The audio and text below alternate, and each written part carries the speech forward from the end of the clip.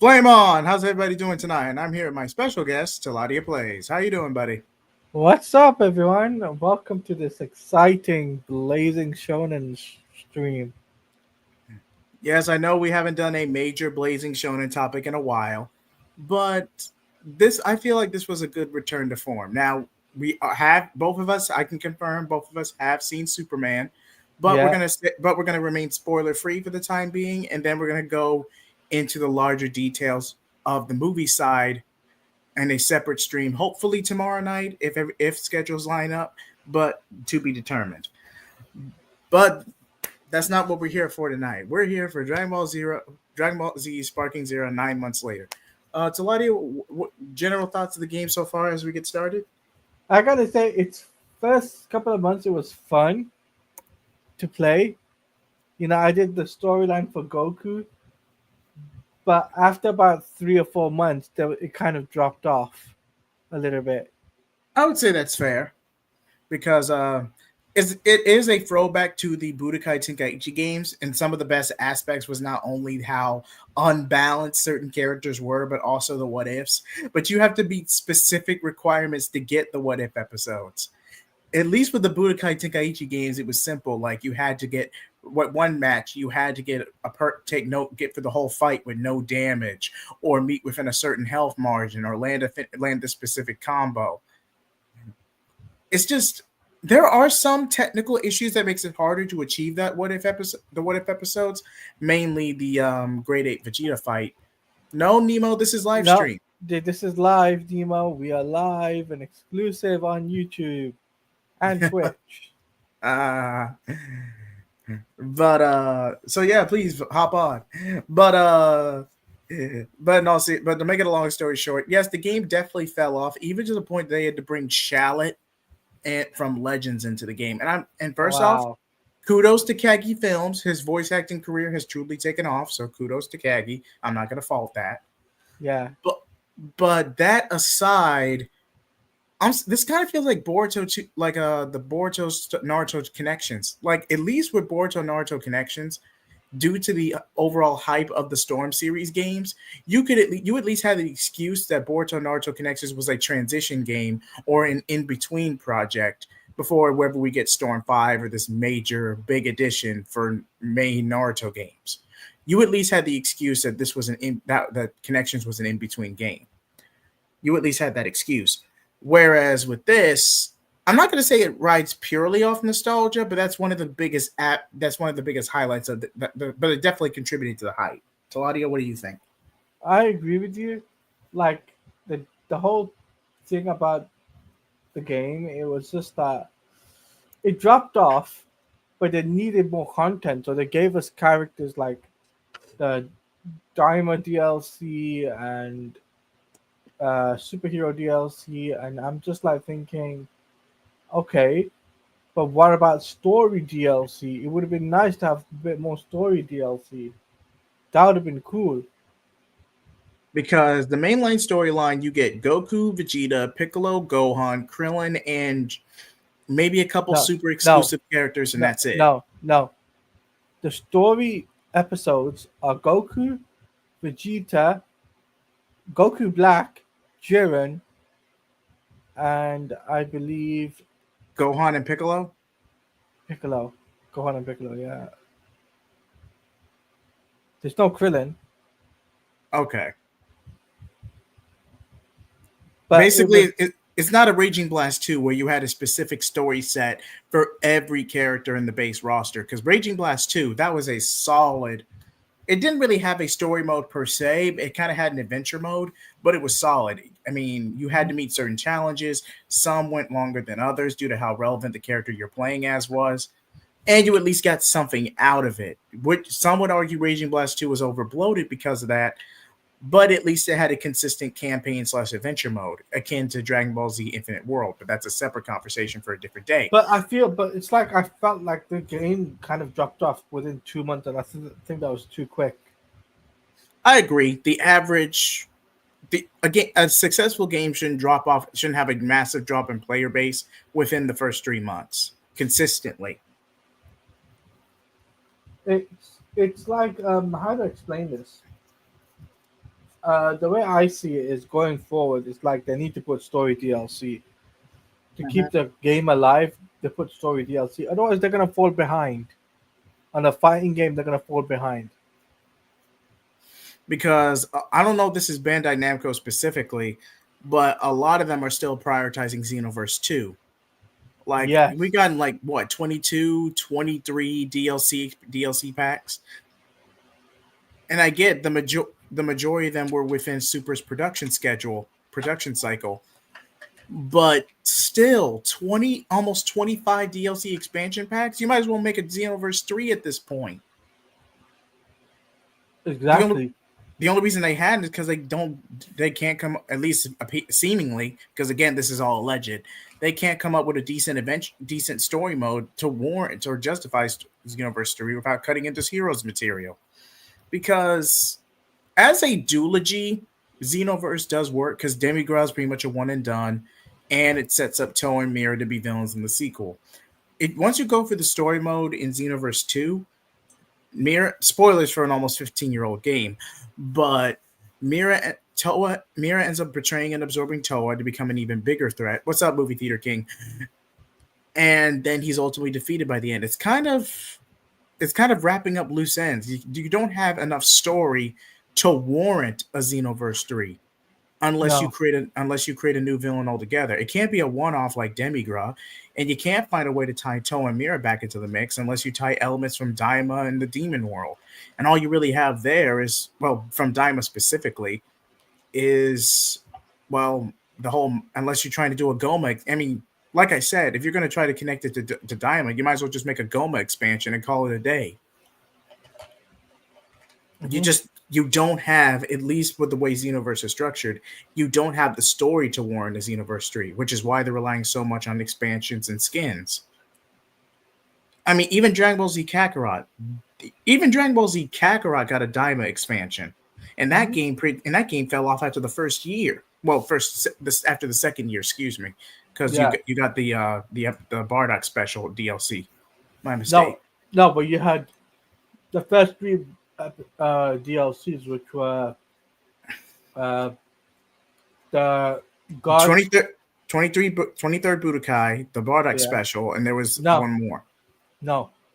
You had the Battle of the Gods, Resurrection F, and then the Future Trunks of Gohan. Sorry, the Future Trunks episode.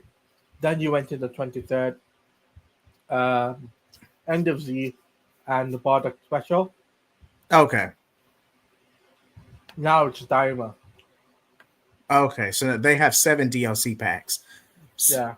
But still, that's 7 DLC packs for Dragon Ball Z Kakarot compared to Xenoverse 2's 22 to 23. And most of them are skins. Only half of them are actual story expansions or parallel time traveling quests. hmm But again, it kind of just makes Sparking Zero more of an afterthought. I'm not going to say it's rushed. I'm not going to outright say it's rushed, but it definitely felt like an afterthought because Xenoverse is still a lot, and it makes up a lot of big Peggy 12 and Bandai Namco's bottom line, or at least their Yeah. biggest for Dragon Ball. A lot is in flux, factoring Toriyama's passing and trying to deal with his estate. So a lot is still in flux legally. I understand that, but this just feels like I'm not gonna. But the way Sparking Zero is currently right now after 9 months, it just feels like an overhyped. Now it overhyped cash grab. hmm At least that's my opinion going into this. Teladio, your thoughts? Yeah, it was. I think, firstly, welcome. Uh, for me, I think Sparking Joe it just wasn't the right timing. I think they should have waited a little bit and then dropped it next. I think they should have dropped it next year. You think they should have pushed it back a year? A couple of years, yeah. Okay, because you do just get about the majority of everyone up to a certain point, not accounting movie characters. The only ones you don't have at this point are Super 17, a couple of movie specific villains, and that's really it. Because you got Turles, you got Slug, you got some of the giant characters with I forget his name, but the villain from World's Strongest, Harudagon from Wrath of the Dragon. You got Bojack, but not his full crew. I think you only got Bojack. I don't think you have I don't think Zanya's in the game. Well, And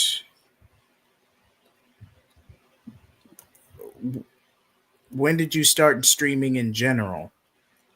we'll Could save you? those. We'll save those types of questions for the end Okay, but because, guys, we're here to talk about Dragon Ball. We're not here to talk about starting streaming in general and stuff like that. where was it? Oh yeah, but like I said, you have a pretty solid lineup for a base roster. Again, you don't have an overarching adventure. Your adventure mode is specific to a very few characters, seven at most, seven at most, and like I said, like you'd expect from a Budokai Tenkaichi game, or what is called in the West is Budokai Tenkaichi. Um, One second, it's just a bit. Sure, go ahead. private chat.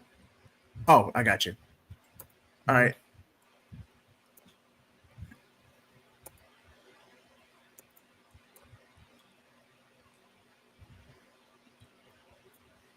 Anyway, Sorry about that. But as I was saying, basically it had a good you could tell there was a precedent for it, but anything beyond the character selection and just trying to clash as many toys together as possible, because the maps are limited, the OSTs are limited. It feels everything's condensed into a nice little package because there's nothing beyond it. Even with this newest DLC, like I said with Khaki Films and Shallot from Legends, it's just Shallot being added to the game. I don't think there's nothing else added outside of that. mm-hmm. And it just disappoints me more than anything. Now, was this game overhyped? Yes. But I'm not gonna say, oh, it's a cash grabber, oh, it's trash. No, because you see if you pay attention to my channel, I still stream this game from time to time, even with the limitations. So for what it is, it's both a nostalgic juggernaut. I'm not gonna say it's a nostalgic juggernaut, but it has nostalgic elements. Now, is it gonna be on the same echelon as Budokai as the Budokai trilogy, even the Budokai Tenkaichi trilogy? Hell no, not even close. You'll be lucky if this is on the same caliber as Budokai 2, and that's the weakest of the trilogy. But for what it is, it's decent. Definitely rushed, but decent. This is I've seen worse games, worse production cycles than this. Sonic 06. Excuse me.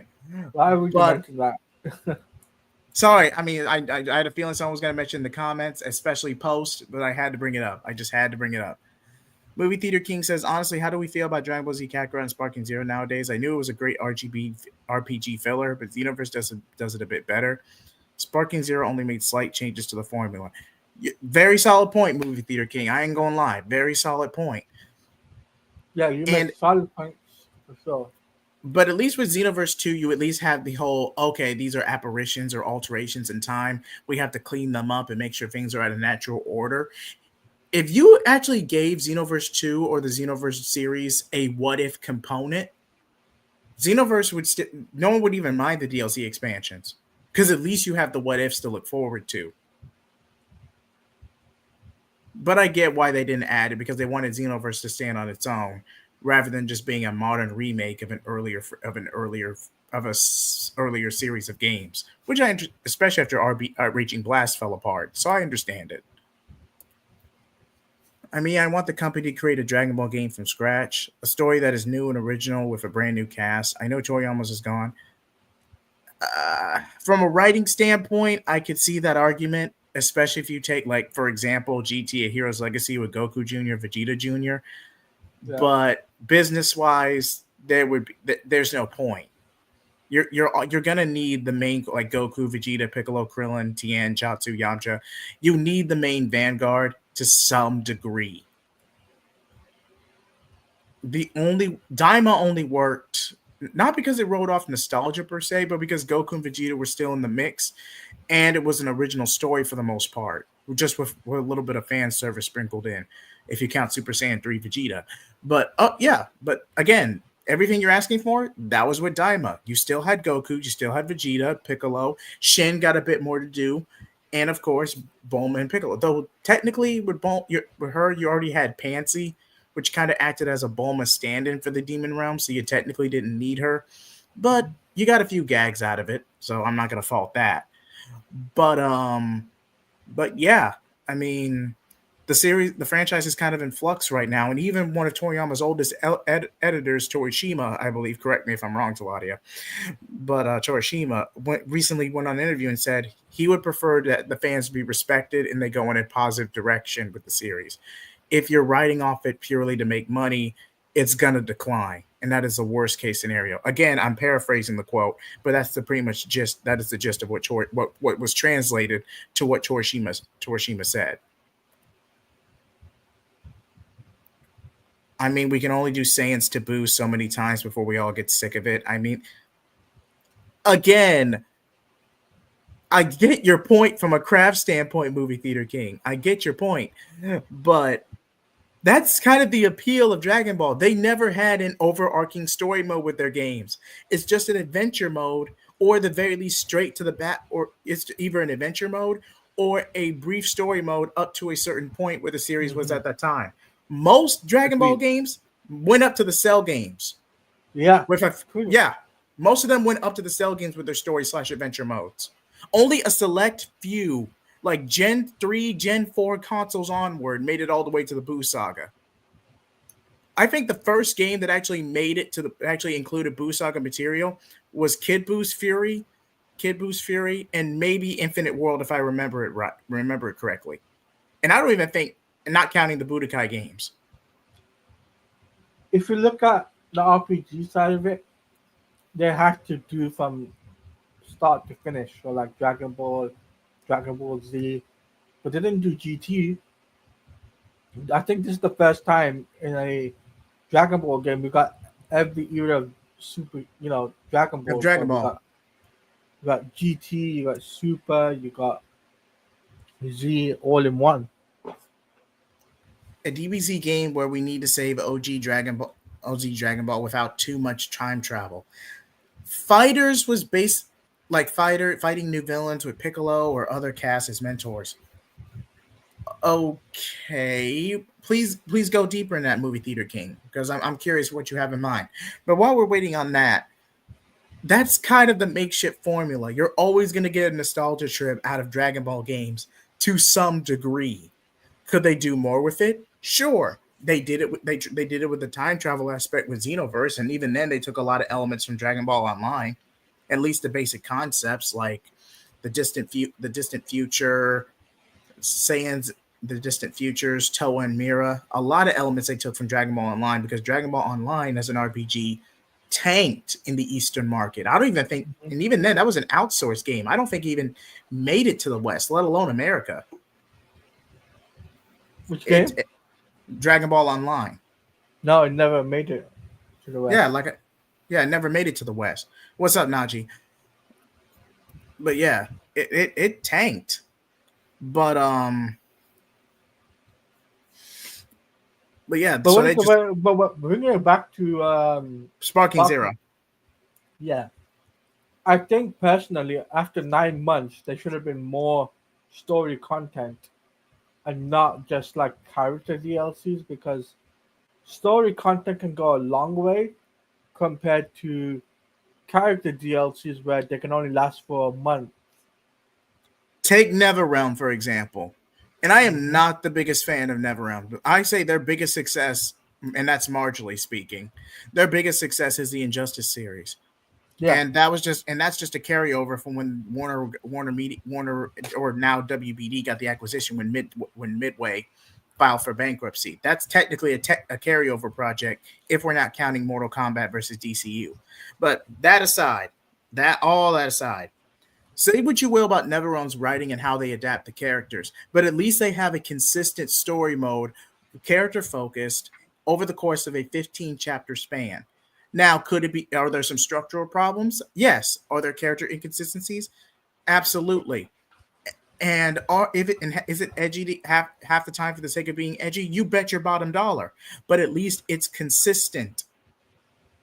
It's consistent quality throughout, and even sometimes their DLC actually includes story mode expansions, like MK9, for example, the reboot.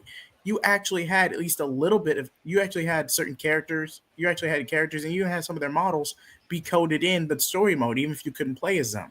You got expansions for Rain, Scarlet, and I think one more in MK9, but I can't remember. But And it's like, for example, MK1 recently had the DLC, right, right, for the story pack yes, extension, Chaos and in Reign, Chaos Reign, that lasted the game at least another year. If Dragon Ball Sparking Zero did that, can you imagine how long the game would have lasted even more? It would have lasted even longer than a year, right? That's the way I see it. It's just that because they think that, I think Bandai thinks because they haven't got any Dragon Ball story content they can really do. It's like you could do Daima, you could do the Super Broly movie, which they never did. You could add those in, and it would have made sense, right? Dropping right? these, dropping the characters, right? Like they done up to the tournament of power, but they never did. They never Anything did. beyond that, They never did anything beyond that, which I think is a big shame. Because at the end of the day, if you did beyond that, I think the money, the not money, the longevity of the game would have lasted a lot longer. now, the average video game takes 2 to 3 years to develop on average. Let's be honest. The average game takes about 2 to 3 years. Now I would say So, at the, four. closer to four nowadays, still audio? Yeah, closer to four now Closer nowadays. to, okay, closer to four. All right. So, at the time this was made, this was right after Dragon Ball went off the air briefly. Again, this was briefly back in 2017. Briefly went off the air so they could set up the Broly movie. They were originally going Yeah. to take a couple months off so the Broly movie would get through post production. Then Toria and the higher ups had a change of heart, wanted to prioritize One Piece, and Dragon Ball ended up shelved for years on end, where we are now, COVID notwithstanding. But even with all that being said, even with all that being said, the most you could have gotten was Tournament of Power, as all the coding and the cinematography and everything was being implemented into the game. If you delayed it a couple of months, you probably would have been able to get some of the Broly movies sprinkled in. But the only characters you actually be able to benefit that from, at least with the adventure/story mode, are Goku, Vegeta, and maybe a Broly chapter in the Piccolo too, because he helps with the fusion, and and Broly. No, you actually would get five characters out of this: Goku, Vegeta, Piccolo, Frieza, and Broly. Yeah, because Mhm. you if you had but that's about the farthest you would have gotten in terms of mainline anime content. Now, manga wise, you probably could have pushed a little bit into the moral arc if you had if you had one of Toriyama or even Torito's manuscript of how the art was going to play out. You probably would have gotten a little bit of moral. Not gonna lie, No, but but the thing again, is, but the game doesn't want to the game will feature heavily influenced by the anime. true. Yeah, they mostly go off the anime. Potentially revive characters like Cell or reuse Frieza as a frenemy to fight these fighters.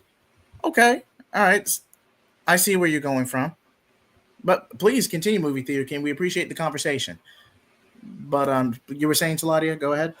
Yeah, like the game is heavily based, like heavily in, you know, Contingent to the anime. contingent to the anime, and it's not, based on the like they're not doing it off the um manga, which is like or It, manga for that yes, matter. It's like they would have done the Moro arc, they would have done the Super Broly movie, they would have done there's a lot of things they would have done but they never did. And there was no there's a lot of things that they never did, and I think that's a missed opportunity. I agree. especially now with Dragon Ball effectively in hiatus. Because again, we still have to wait for all the legal stuff for Toriyama's estate to be hashed out. Yes, Torotaro is officially Toriyama's successor in terms of the manga itself, but there's a lot of dividends and ownership that needs to be tied down, especially with Toriyama's family. So that welcome to the show, Kate Kylie 8. Uh, welcome to the show. Hold on, Jay hit. Just look at the private chat. What I said before. Oh, I got you. Yeah, I got you. yeah, yeah, yeah. Um, But as I was saying, again, you're just this was a very specifically timed and rushed game, at least from a commercial standpoint, because there's not too much you can do outside of the versus mode. Maybe a little bit of online, maybe a little bit of PPE, but other than that, there's just not much you have been able to do with this game. no, For what it is, it's good, but it's just very limited. Maybe we'll get a story expansion. Maybe within the next year or two, we'll get a story expansion, or at the very least, they'll go up to the Broly movie. Maybe a little bit of moral, but or at the very least, superhero. But again, like we said before, the games for the most part are contingent to the anime, and at least more than they would be the manga. and like I said, I don't see this game lasting longer than a year. Yeah, support wise, I could see this being an MK1, not MK1, excuse me, an M1K situation where support for it falls off after about a year. Yeah, like the support for the game is pretty much dead in the water. Yeah, something to write off nostalgia a little bit and keep interest in Dragon Ball afloat until they can get all the legality with Toriyama's estate hashed out, which corporately does make sense. It's a decent marketing move. The real folly of this game is that I would say not so much it being a cash grab. It's the fact that a lot of fans were so nostalgic for Budokai and the way those games were structured. They overhyped Sparking Zero instead of embracing it for what it was. I say that was the biggest folly with Sparking Zero more than anything. It's more overhyped. Taladio, what Right. do you think? I agree with you. I agree with you, man. But I'll say this though before we because I know we've done about 27 minutes. I'll say this though, when it comes down to the video games spectrum of things, when it comes down to Dragon Ball, I think they've just got to wait for more content to come out. Like we Agreed. need until there's another movie to come out or another anime series to come out. I don't think we're gonna get any Dragon Ball Sparking Zero DLC. I don't. I think we're gonna get more DLC from Daima, but that's pretty much it. You're not gonna get anything else. I really think so. I really think we're not gonna get anything. Moro, I don't see it getting Black Frieza. I don't see we're getting, you know, um, uh, what's it called? I don't see us getting Broly being normal Super Saiyan. I don't think we're gonna get any of that. Like I him, agree. I like agree on. him controlling the Super Saiyan. Yeah, because those are a lot of element. Now, although technically, Broly, Super Broly, controlling Super Saiyan, all that takes place around the same time as the superhero movie. I just don't see it. You like Taladia was saying, we don't see a DLC expansion specifically based off that. No, but I think when it comes down to Kakarot, I think we're just gonna get a lot of DLC for that. So they might do they've done they've done Dragon Ball Z Battle of the Gods Resurrection F, but they might tackle Dragon Ball Z older films and make that canon. Wait, what do you mean? What do I mean? Think about it. Cooler's Revenge, Broly, Bio Broly, Janemba. Oh, DLC for Dragon Ball Z Kakarot. Okay, Yeah, I can see okay, that. I can see that being canon. more so than them putting all effort into more all effort into um, Dragon Ball Sparking Zero, because I just, like I said, I think Sparking Zero is it's stuck between a rock and a puddle. They don't know Hmm. exact. There's too many more fighting games coming out next year. You've got the Invincible fighting game. You've got the four, which is a 3v3 fighting game. You've got a Marvel fighting Token Soul game, which is you know um that is a fighting game, right?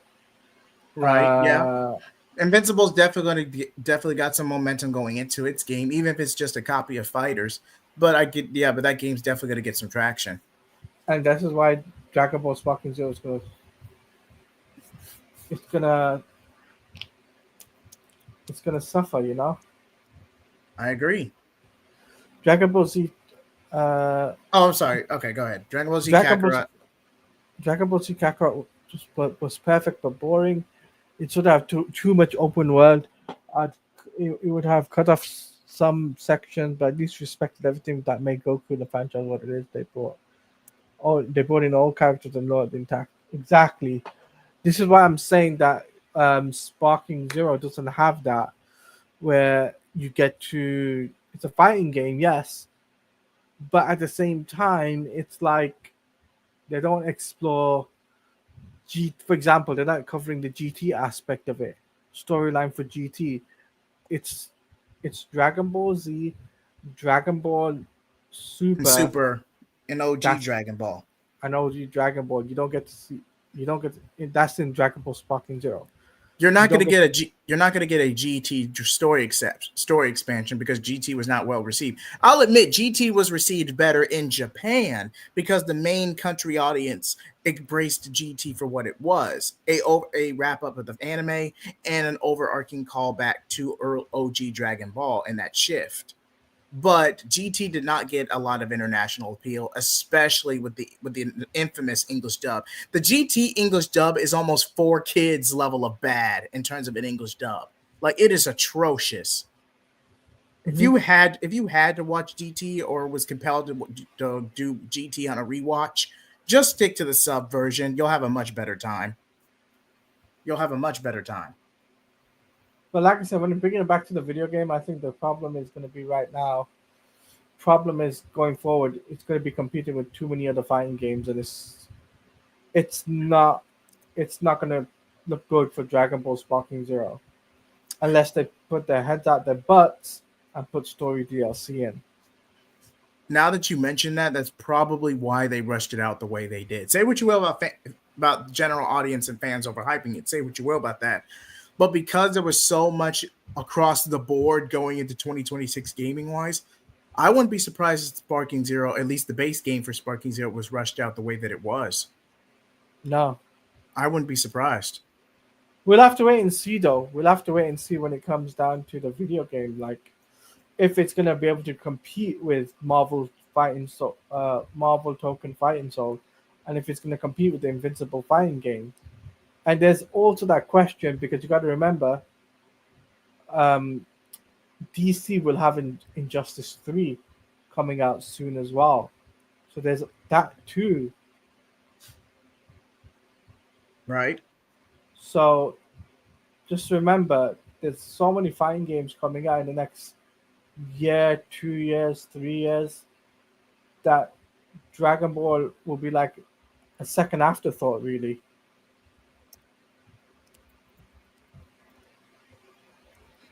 What do you think? I completely agree. Okay. So, do you want to ask the chat if the chat wants to ask questions? Sure, we can do a brief Q&A. Um, oh, I just heard about the Daima. Yep, Daima DLC. They've dropped a couple of Daima DLC, but they've got one more to come for Sparking Zero. And Kakarot will have Dragon Ball Daima DLC. Part one is just releasing very very soon, and then part two will be released next year.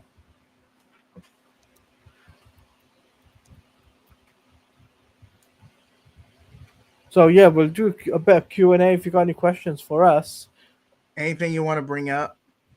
anything you Uh, want to ask us, you can. Okay, let me change the banner right quick. We'll let this go for about a few minutes. And please, that we have one rule: do not ask us anything about James Gunn's Superman the movie itself, because we're trying to remain spoiler free, at least for a 2 week period. But anything about the DCU, your predictions, all that's fair game. Just not about the movie itself, because we're not going to go into spoilers. You can ask. You can ask because Jay, you've seen the movie, right? I have seen the movie. I've seen it. You can ask me and Jay about our experience about the cinema. Like, was it packed, non-packed? So you can ask us. All right. So here we go. Uh, Nemo saying, honestly, what do you see Eastern Entertainment will do about DC and Marvel? E- Eastern, okay, outside of a lot of Eastern countries, at least from my perspective, a lot of Eastern countries kind of tend to do their own thing for the most part. Yeah, they'll license it out for a quick cash grab because of how popular these IPs are. But I don't think I don't think they're going to do a whole lot with DC and Marvel, if that makes sense, especially with the diminishing return the MCU has brought. Now, if the DCU gets enough momentum, audience markets across the globe might do something with it. But for the most part, Eastern conglomerates and Eastern markets kind of do their own thing, with the exceptions like Marvel Rivals or with Street Fighter, something like that. Something where they just pay the licensing fee and just go off to the races. They're not going Yeah, to do anything beyond that. no, there is that. So I'll say this though, when it comes down to the like DC and Marvel Eastern entertainment thing. For example, I see Asia and Singapore making video games that are out of left field that will be popular easily. Right.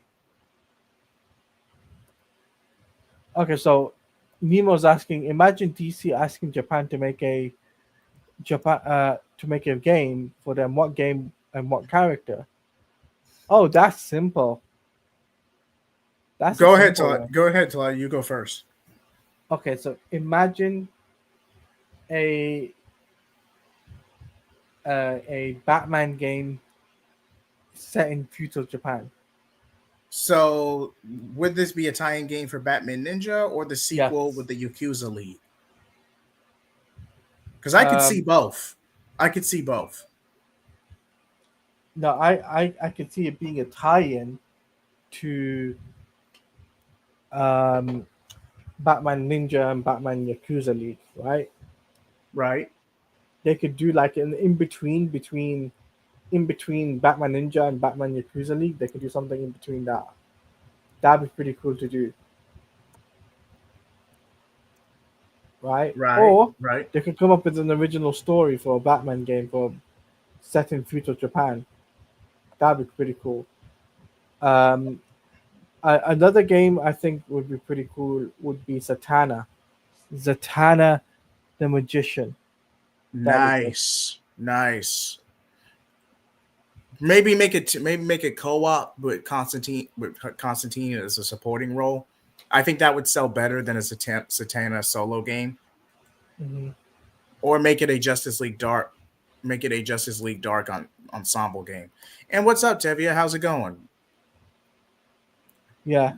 But as I was saying, now again, they do outsource because these are companies across the world that can't afford to pay the licensing fee.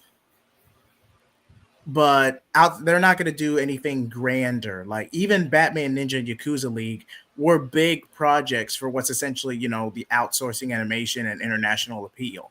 They only did it because they knew Batman sells regardless. Yes. Because I would say in terms of story, Batman Ninja is better because at least you could get the vibe that Batman Ninja was a standalone experience, whereas Yakuza League was a cash grab, plain and Cash simple. grab. Yeah. But Yeah. I think, but I think in terms of like asking another country to do a video game, I think you need Western countries to tap into the other superheroes for DC. Case in point, we need a Superman game. We've been asking for a Superman game for years, right? Right. And you know, I was just talking to my source, and he's been thinking that it won't be next year, it won't be the year after, it'll probably be a few years before we get a DCU project Gaming for wise. gaming wise, yeah, for a video game, which would be nice to see. And Now, I just hope it's Superman though. I know we briefly talked about it to oblivion last month, Mhm. but the canceled Wonder Woman game, yes, it never got off the ground beyond the initial pitch. There was a close down of the studio. But prior to that news coming out, I had an original theory that they were going to structure it to where if the DCU was successful, they would have one tie-in game per chapter. Like for example, rather than giving Wonder Woman or Diana a solo film in Gods and Monsters, they would just give her a tie-in game combined with Paradise Lost, and then use that combined lore to carry over into her solo film in Chapter Two. That would be pretty cool, and have Gail Simone kind of be the consultant on the game. That would have been nice. Yeah, that I mean, it like I said, it's doable, but the studio behind the rumored Wonder Woman game never got beyond the original pitch off the ground. Not to mention they were trying to clash with trying to make the Nemesis system work, and it was just Oh, a of lot of course, it was a mess. It was a it mess. was. I heard this a lot because they could ask Dragon Ball Z Kakarot team for inspiration. I mean, it's a good blueprint for what a Superman game could be. Wait, wasn't the Superman Returns tie game outsourced, or was that in house? That was EA. That was Okay, not. That that was was an the insert. That was an insource by Warner Brothers themselves. okay. So That they licensed it out to EA, and EA basically had the IP for Superman and Batman up until the Dark Knight, basically. okay. Around 2005, 2006, 2006, Yeah, 2007. Excuse me. yeah. Then they were gonna license the IP out to somebody else. It just didn't work out, and then that's why the Superman Factor 5 game never got lifted up the ground, because the final financial recession, the kind of that Caused the kind market of crash. caused the market crash, caused a lot of different things to kind of caused a lot of problematic things for the future of the gaming industry. And but it had a very good idea for a Superman game, and I say this a lot of times to people that WB should just get a Superman game out before it's too late. And generations are coming and going, and they've been asking for a Superman game for years. Hell, I'd even say this: ask Epic Games, to You make a want super. you want Epic Games on a Superman game. That's a Yeah, gamble. I'm not gonna lie to you, man. That is a gamble. I mean, Epic Games pulled off a Superman game in Fortnite, for crying out Yeah, loud. but Fortnite. Okay, Fortnite is a random loot shoot. Yeah, but you're talking about an overarching game with a story mode and gravitas and side missions. No, but That's you gotta remember the mechanics. They got the mechanics right for a Superman game. Oh, the mechanics are down. But if you're talking Epic Games in terms of anything outside of graphics and gaming mechanics, they would have to outsource or get a consultant some type of way. I would not trust So the overarching game to Epics you alone. could you could have Epics and another studio to work on the Superman game, and just combine them together. Yeah, there you go. Movie theater thing, you got it right. There's even Hogwarts Legacy. Imagine a game taking inspiration from Legacy and Kakarot for a game. You could bring everything we love about Superman, even introduce the dating element. Yes. Yeah. Hey, I can't argue with that logic, movie theater king. I can't argue with that logic. And But yes, I really think Epic Games, they've got the nail on the head, because there's an event going on right now where you get the opportunity to play as Superman in the battle royale mode. You just got to pick up these shield or whatever. It turns you into Superman. You get to fly around the map. You can shoot laser beams. You can punch things. It's crazy. could they pull it off in terms of graphics and coding? Yes. Yes. But if they're going to incorporate a story mode or an adventure mode, if they go the RPG route, they would have to collab with another studio or have a consultant on hand. because without it, you would get something very similar to Suicide Squad Kill the Justice League, to where for all intents and purposes, it's just jumping in on the Fortnite or looter shooter fad. Which even by Call of Duty Modern Warfare 2 especially, it got annoying for casual audiences. I'm just saying I would not trust Epic's games with the game overall. Now the graphics, the coding, and the everything you told previously, Taladia, Mhm. yes, but I would not trust them alone wholesale with You need a two. everything. It needs to be a two studio team. It can't be a one studio thing. It has to be a two studio for a Superman game because I think that's fair. one studio can't do a solo Superman game because we've seen that in the past. It Yes, just we doesn't have. work. It We doesn't work have. out. I know Batman's a selling point for DC, but like even DC right now, they're struggling to kind of figure out what to do next besides Batman. It's like, oh, we'll make another Batman game. It's not. It's not going to be the same. You're not Not to going to get mention it.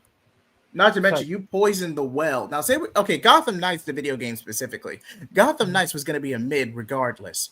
I mean, no one's refuting that.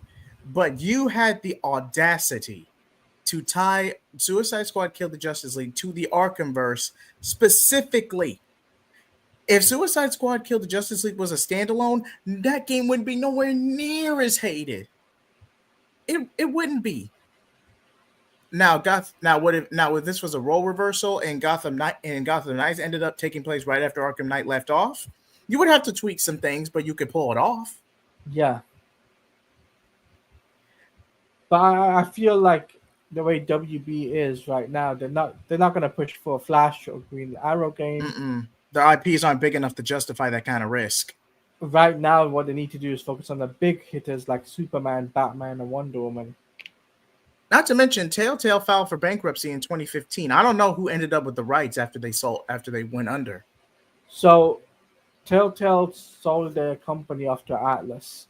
Okay, Atlas rebrand. They didn't rebrand the company, but they redid the company up, and they kind of got the Batman IP. But they're not doing like we don't know anything about the Wolf Among Us season two. We're still lingering on to that. It's not been cancelled, but people are still lingering and hopefully that game comes out. And I'll be honest with you, I don't even think that game will ever get released. I think it's in development hell. You would have a better chance of a Telltale Batman season 3 than Wolfenstein season 2. So no, Wolf Among Us, not I'm Wolfenstein. sorry, Wolf Among Us, excuse me. Yes. Yeah, So because the Batman games sold egregiously well. They did The Walking Dead, which I am streaming right now on my channel.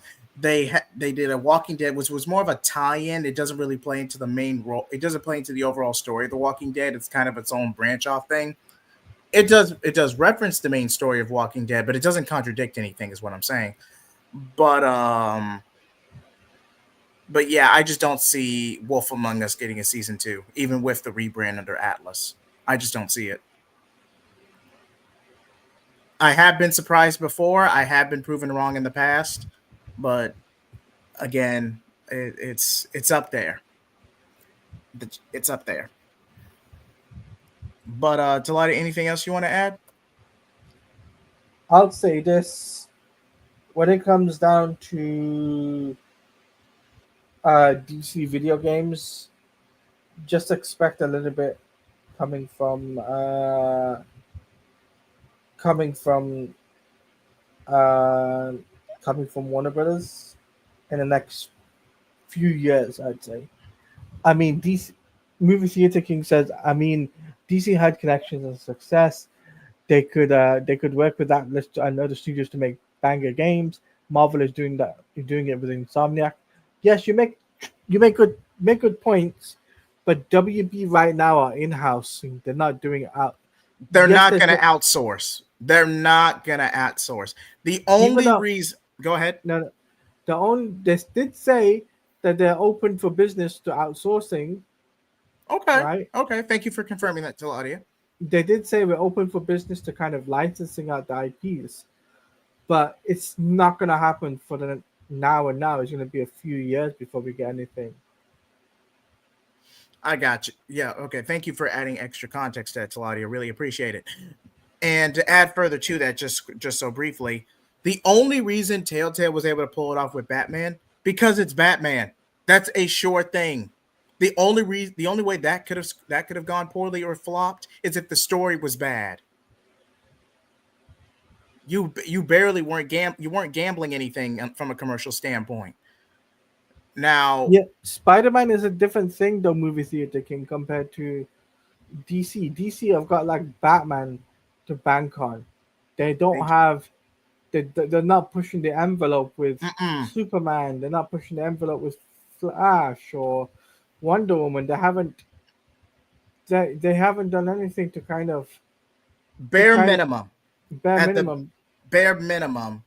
Say what you will about Batman being the golden goose of the company, but if the DCU gets off the ground, bare Yeah, minimum, it'll be chapter 2 and some change before we get something as grand or as big of a gamble as an outsourced collaboration like Marvel and Spider-Man have with Insomniac. We're talking at least 4 or 5 years down the line, like tail end chapter 1, early chapter 2 at the absolute earliest. yeah. The reason why we say this, guys, is because DC have just lifted up their 10-year plan for the DCU, and it's Mm-hmm. doing well, right? Yeah. It's So Yep. from what we're seeing, numbers wise, Superman at the very least is on the verge of making its money back as of the stream. Yeah, and this is why we're saying that James Gunn has stated in the past that he wants video games, AAA video games, to be a thing. So is James Gunn gonna push Superman for a AAA video game? And I think so. I think the same thing can be said for Batman and Wonder Woman. I can see that being the case. Same thing, Movie Theater King. Excellent point. There were a few Iron Man games sprinkled in here and there, but they were mostly tie-in games, specifically for Iron Man's 1 and 2. Iron Man 3 never got a tie-in game. So yeah, Something like that they're going to do for synergy purposes or directly tie in adjacent to to those films for synergy purposes. But a pure overarching self-contained standalone game like Insomniac Spider-Man, that is way too big of an investment for WBD to gamble right now. Even with Batman, arguably one of the biggest IPs of all time. It's just too big of a risk. Now, is Zaslav going to pull and who's the guy? Who's the guy who sold Warner Media to Zaslav? Was it Emmerich? Emmerich? I'm having a brain fog right now. Taladia. I want to say. Anyway, the previous corporate regime, they were doing a lot of good faith, a lot of these big projects, and they catapulted that momentum with a little bit of finagling the numbers, but that's a separate conversation to ultimately convince Zaslav to take them. Now, if Zaslav is willing to pull a similar strategy to cut his losses and then bait someone else bait another company, most likely Universal, the bill, yeah, they'll probably do something like that because go big, go home at that point. But Zaslav is business savvy. He's very tight chained. He's not going to take that risk as long as he's in charge. Hell, even for him, the DCU was a bit of a big gamble. Like he wrote Batgirl as a tax write off on a whim. Would you agree, Taladia? agreed. Like this is way too big. Something like that is way too big of a risk for him. For as long as Zaslav is in charge, way too big of a risk. He's way too much of a risk. But movie theater king. I mean, you also have to admit they also have Kamala Khan. Okay, Midnight Suns. That's basically a mystical equivalent to Ultimate Alliance. That's an obscure ensemble team. You can do just about anything you want with it. As for Kamala Khan, she's one of the main reasons the Avengers game flopped. It was as bad as Suicide Squad for the Avengers. I'd say Avengers was slightly worse because at least Avengers had the potential of a story. Hold on.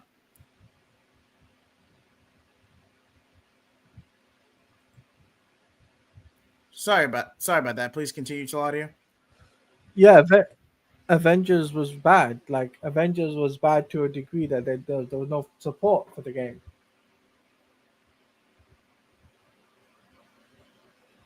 You get me?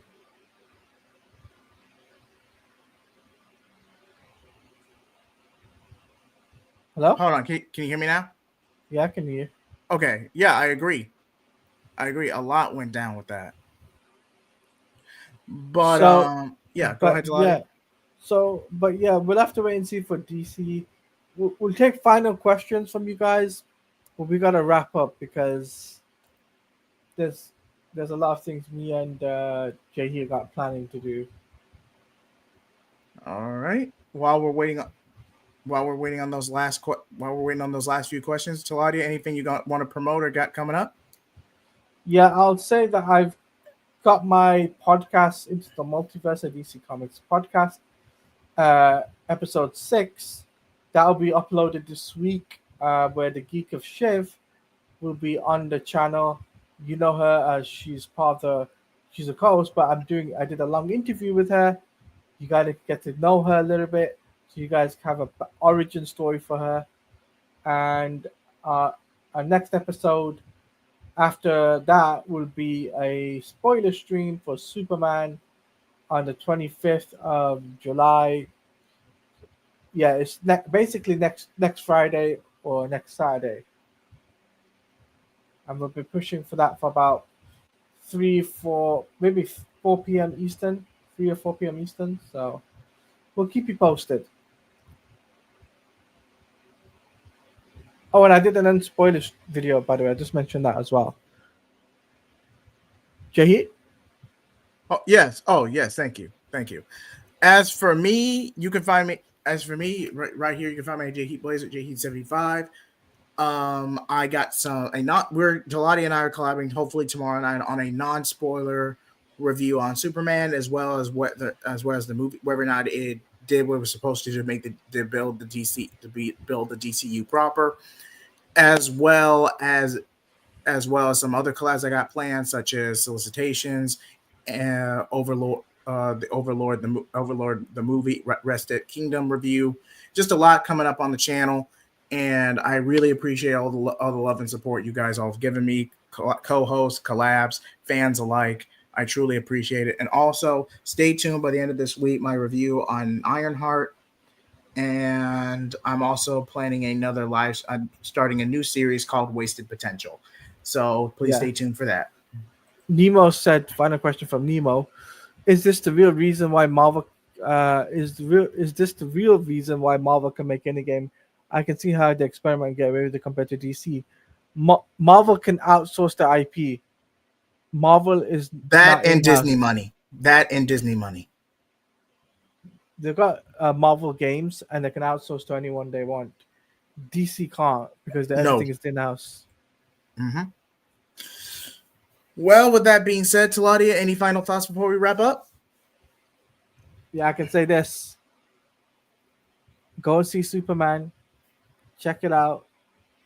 And also say this as well. Lois Lane is awesome. Superman and Lois belong together. And Wonderbat. All right, all right, all right. I'll play it. Let me try. Okay. Wonderbat.